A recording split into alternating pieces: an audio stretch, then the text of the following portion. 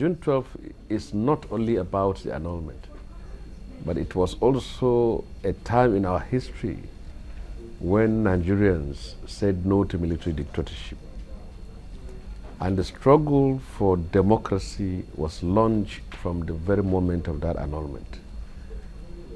And 26 years to today, we will still appreciate that struggle, because this democracy was not a gift given to us by the military on the platter of gold.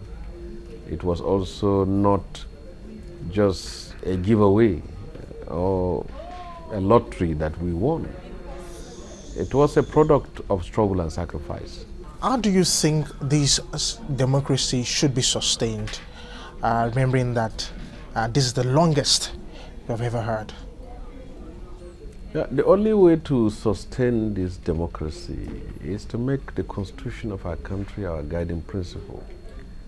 Right now, from 1999 to date, we have had changes of government, but the socio-economic system that breeds and sustains and institutionalizes social injustice is still there. We had change of governments and change of personalities, but the civilian political class are yet to adapt themselves to the realities of democracy. Governors are still behaving like emperors. People are still being arrested for expressing their opinion. Court orders are still being disobeyed. Religious, ethnic, and sectional problems are still shaking the foundation of our nation and threatening our democracy. Killings and insecurity and kidnappings are still major challenges. So I believe that if this country will have to move away from the position it is, then there is the need to have a set of leaders in whose patriotism and service is the watchword.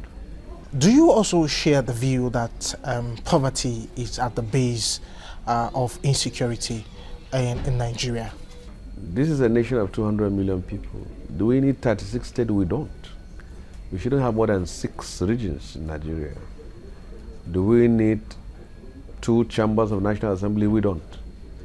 109 senators plus 360 members of the House of Reps consumes a lot of resources in this country. Do we need 36 ministers? We don't. Do we need governors, 36 governors with 36 state House of Assemblies, with commissioners all over? We don't. I believe that unemployment is a major challenge.